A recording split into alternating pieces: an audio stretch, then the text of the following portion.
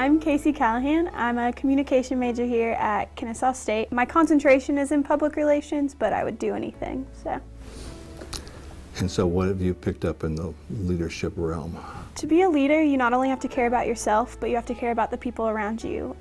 People are people. You have to remember that first and foremost. When you're trying to be a leader, you have to get into their head a little bit. You have to know where they're coming from. You can't just be like, well, I'm this person, I stand high, I stand proud. You have to say, I might stand a little higher, but I'm not better. I might have a little more education, but I'm not better than the person that's sitting on the street and doing something different. I've just maybe had a couple more opportunities, and that's the word I went with. All of these people were opportunistic. People are people. All of these leaders hit me in a more emotional way of how much they really cared for other people and cared about themselves. And I can sit here and say I learned this and I learned that, but in reality, the big thing I picked up are relationships. And one thing that Bob Artmetko said, relationships take precedent over transactions. And that's something that stuck with me. And so his experience was what? What was unique about his experience? Well, I think his is he started as a baseball player. He started off, playing baseball his whole life and going to almost be in the major leagues. And he saw the relationships, and he was so happy for his brothers when they got drafted.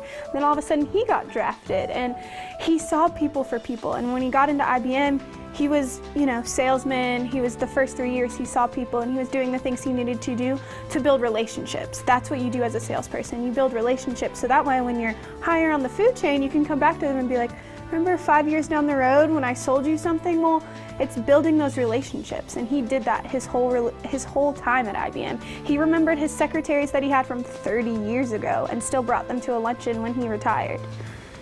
So what else is rambling around in your brain? I think all of these people left where they came from better than where it started. Someone that really hit home for me was Betty Siegel. Every place she went, she had an idea in her head and she made it happen. When she was at Western Carolina, when she was at the University of Florida, when she was here at Kennesaw State, you can notice the changes that Betty Siegel made here at KSU. And Bob Artmetko, he left a place a little better. He was someone who took the relationship side of it, but he also didn't say, oh, you can't not do your work, but he said, we're gonna do the two things together. You're gonna do the things you need to do, but you're also gonna treat people the way they need to be treated. Jim Blanchard, the servant leadership. I mean, he treated people wonderfully, and he left things better than where it came from. He was like, if you're not gonna do these things, you're gonna be fired. But that's not being bad, that's leaving it better. Do you think all of the leaders were opportunistic? Yes, I think all of them were. Eric Huey, he left China to come to America because he wanted to be better. Lisa Borders, she had all these things she could have done. Her family said, be a doctor, be this, do that. She was like, I'm gonna do what I wanna do. I'm gonna work for who I wanna work for. Betty Siegel, I mean, what opportunity didn't she take? Bob Artmetko, he was opportunistic in the way that he left something he's known his whole life, playing sports, and I really connect with that and say, I'm gonna go to school, I'm gonna build an education, I'm gonna do what I need to do. Artmetko had that ability to walk away. Mm-hmm. Even when he was on the cusp of being called up, He walked away. Did the other leaders walk away from other things? Did they know when it was time to walk away? I think they all did. Eric Huey knew when it was time to leave IBM. Betty Siegel knew when it was kind of her time to kind of phase out and kind of leave it to the leader in charge. Lisa Borders knew when it was time to maybe step back from hiding behind the shadows and sitting in a boardroom and say, it's time for me to take the lead. And she knew when to step away from a bad situation and make it a good situation. My name is Kinsley Fields. I am currently a junior here at Kennesaw State University, and my major is international business with a concentration in marketing. And so what have you learned in leadership? Well, I guess a better question is, what didn't I learn? Okay. During this semester-long class, I've learned that leaders are not necessarily the people that you believe they are, and that a way that you can really find who is a good leader is how they treat people. Especially during my experience in using the leader I chose, Lisa Borders, I learned that how you form a relationship with someone can really help define you as a leader yourself and how other people view you as a leader. I kind of developed sort of a system of how I looked at Lisa Borders and the other members that we chose, and pretty much developed it around a couple of key groups. How they have relationships with their community, with their faith, as well as with their family members. You will see a common trend in how they begin by talking about their relationship with their parents, as well as with their spouse, and also with their children, as well as their work relationships, which is also a key component. And then finally, how they deal with relationship barriers, how they deal with people that for whatever reason may not like them, and how they build a trust and relationship with other people. So you said there were things you didn't learn about leadership. What were you expecting to learn? I was expecting, I guess, to see these are certain traits that every leader has, and if a person doesn't exhibit this trait, then they're not a leader. But I learned that it wasn't necessarily that black and white, in that there are some characteristics that some leaders have that others don't. And that's probably the biggest takeaway for me, is that you can't assign a trait to someone and say therefore they're a leader. You have to look deeper than that. And I think with the people that we the videos that we watch really show that. During my time, really, I guess it's nice to see that there are different ways of viewing the same people. And the way that I looked at it and my peers, how they looked at the different people, we saw the same video, we watched the same people, but we took different things because of how we viewed our own personal lives, our own prejudices. We took into account things that really connected us with different individuals. For example, some of the leaders I didn't connect with at all. I mean, they were all successful, they were likable, but there wasn't that connection with some people that there were with others. I'm glad I chose Lisa Borders, because out of all the people, I felt like I connected with her the most. I could talk to you forever about a person that I've never met. And I think that's just something that, it says a lot, that you can know a person without ever saying a word to them. So do you think that the videos, or the Lisa Borda video, did that touch you more emotionally, or in a way that touched you in the inner you? Was that touched by your watching her video? It was, and seeing a person articulate their point of view that well, it speaks volumes. And to just know, because I think what connected with me the most is the same thing that her parents told her were some of the same things that mine told me, and it connected because it's like this great leader has some of the same things that my parents have been telling me, so they're operating on some of the same moral codes, and it's just really nice. It's really nice to determine, well, me, this average everyday person that's just going to KSU, are learning some of the same traits that this successful woman is learning. Yes. And to know that, it's just amazing. Super. And your name is? My name is Tyra Dion. I'm a sophomore at Kennesaw State University, majoring in education with a concentration in middle grades education. And so, what have you learned in leadership? My biggest takeaway is that leadership is a pendulum. And through the process of being a leader and going through everything, there's a lot of highs and lows, but the main act of a pendulum is that it keeps swinging. And that's what you have to do when you're a leader. Through everything that happens when you're on that high, when you're being successful and everything's going well and you have, good people behind you and all that support, but then there's always going to be that valley that you go through, whether it be in the beginning or in the middle or the end of your journey in leadership. And you just have to keep going. Did you find that some leaders experience a period of loneliness as a leader? Do they isolate themselves? I think the leader that I chose, Eric Huey, he experienced some of that. And just with his background, when he had to leave China and just move completely away from his family to the United States and just go off on his own and do things, you know, for himself, he experienced that loneliness. But he just had to keep going. Yeah. So how do you think that his story fits into what you've perceived to be good or bad leadership? Well, when he was in engineering school, he had a lot of struggles because he had to support himself and at the same time go to school and be successful. And he found that really difficult. He worked in gas stations, he waited tables, he worked in the infirmary, and his grades started to slip because of that, obviously. And there was a time when he failed 2 classes and the dean had to go to him and say, what's going on here? But the dean actually gave him that chance to do better. So just the fact that through everything, he always has all these obstacles thrown at him and he just keeps going anyway. And the fact that, he is a minority, he is Chinese, and that was a big struggle when he started working at IBM. He pushed forward and he had that self-confidence, and that's where it begins, really.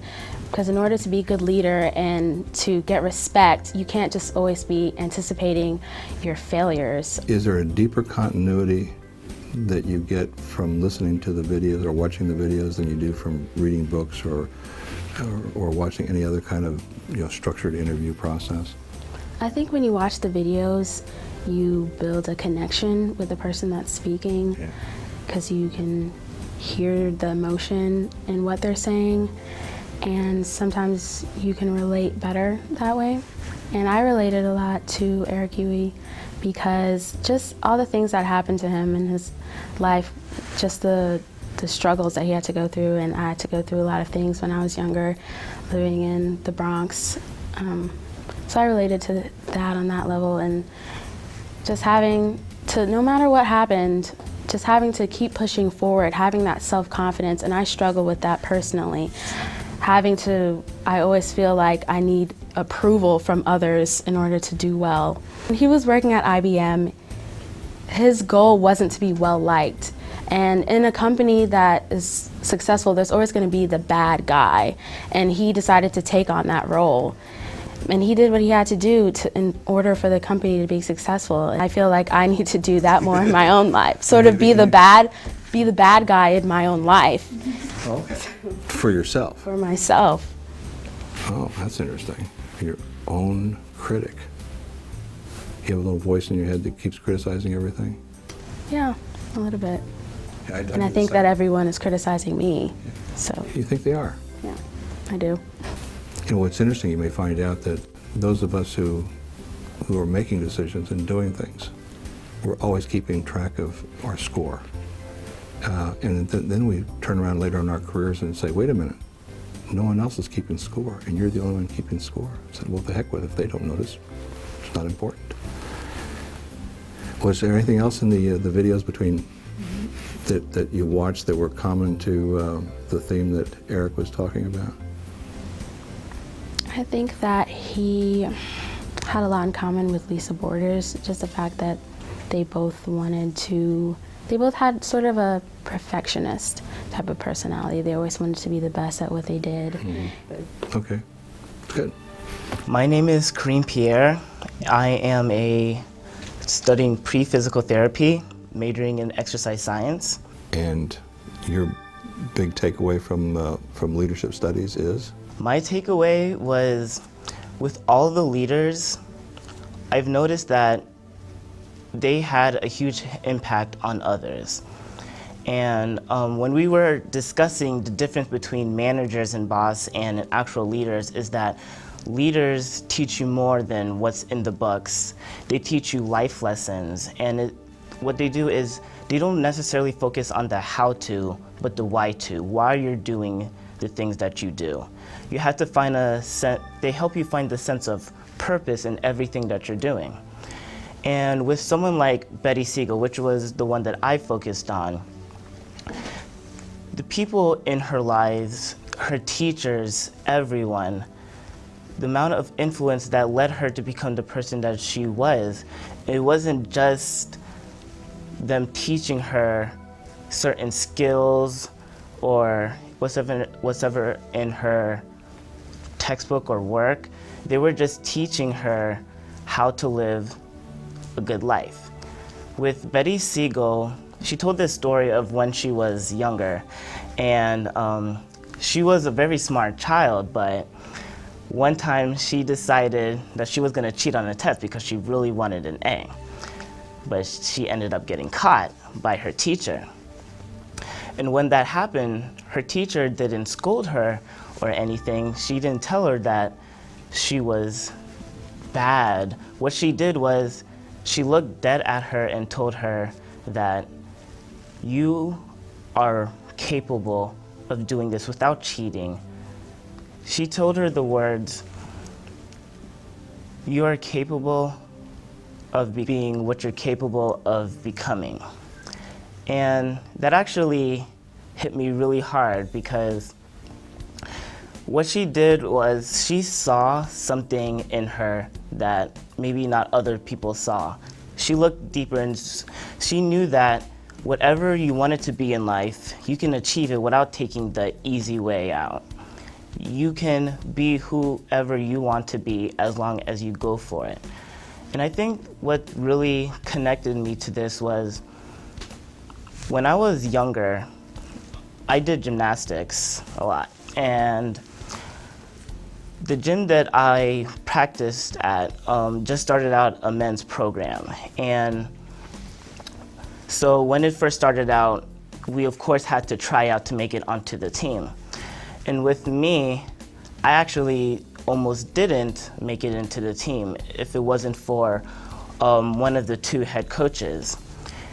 Because the other one saw that when I was younger, I wasn't necessarily the most fit child. So I didn't have the body composition to be in this team. But what the other coach saw was that I had a lot of potential and that I would work hard for it and I would never give up and I would keep trying. And because of him, he put me on the team, and later on I just became a great gymnast.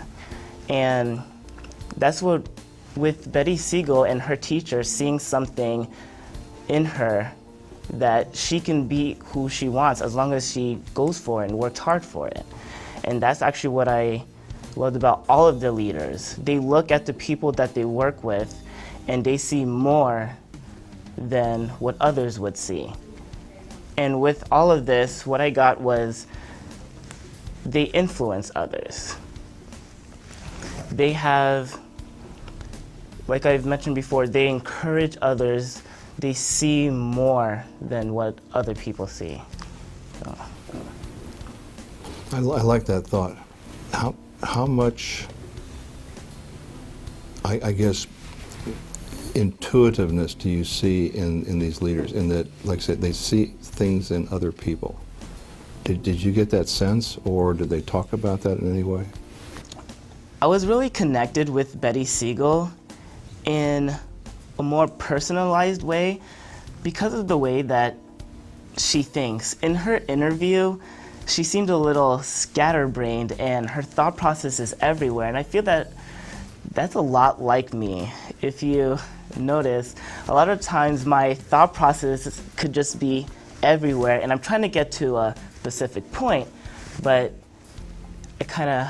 She never let a specific point get in her way. Yeah, it's like, and a lot of times I'm like that too. It's just a lot of ideas everywhere and I'm trying to get to one point. I know with Bob Artemenko, when he was speaking, he was talking about mentors. He talked a lot about mentors, and that's actually one of the main things about with all of the leaders, that they had mentors. With Bob Artemenko, when they saw being a mentor, it's like, when I compare it to like Betty Siegel, it's like being a teacher. Because she stated that we're all teachers in a way. What I found amazing about the leaders is that with all of them, they did a lot of self-reflection. And I think that's actually what I want to say. With mentors and teachers, they actually get you to look at yourself and look at your lives. When I was talking about finding purpose, you have to know why you're going after something. You have to look into yourself, reflect on your life, and go, am I doing this because I'm being told to do this, or I'm doing this because this is what I want? With my life, I'm always self-reflecting and seeing, where do I fit in? Why am I doing the things that I'm doing? Is it because other people are just telling me to do these things? Or is it because this is what's right with me? And that actually goes with, what I saw with all the leaders is understanding their sense of values and understanding what they believe is what's right and wrong. And they're doing these things because they believe it's right, no matter if someone else doesn't believe so. As long as you believe it, then it's the right thing to do. So with finding purpose, understanding your value, a lot of self-reflection, I believe that helps impact the lives of others, because people will follow you. I believe that you can only influence others when you understand yourself. You can't expect people to follow you when you don't understand what you believe in and understand your own values. I like that a lot. That was good. Thank you. In the realm of leadership, we often talk about that. Obviously, if you're a leader, there's got to be a follower. Okay, but are followers, I guess, people who are mustered to follow something, or are they predisposed to follow something that they want to be led to? You see what I'm talking about? People aren't just sort of standing around saying, okay, tell me what to think, tell me what to do, and I'll follow you because you're thinking for me and you're telling me what to do. Or is it more like we all have these aspirations, we all have these things that we want to accomplish, but we just need to find somebody that we trust to help us get there. Did that come through? Yes, actually, with the idea of followers and leaders, I think with followers, there is a particular, they may have a belief in a set value, but the difference between the leader and the follower is that the follower is always waiting for someone else to act upon it before they do. With a leader, they're not afraid to take the charge. And they may have a small fear, but that's not going to hold them back from going in front of others. With the follower, they have the ideas in their head, they have their belief system, but they're just waiting for someone else to go ahead of them, to at least, almost as if they're trying to see what happens if this person goes for it. And if that person's okay, then I'll go ahead and try it. But with the leader, I believe with them, they're not afraid of taking the risk. If there may be negative consequences, but they don't let that hold them back.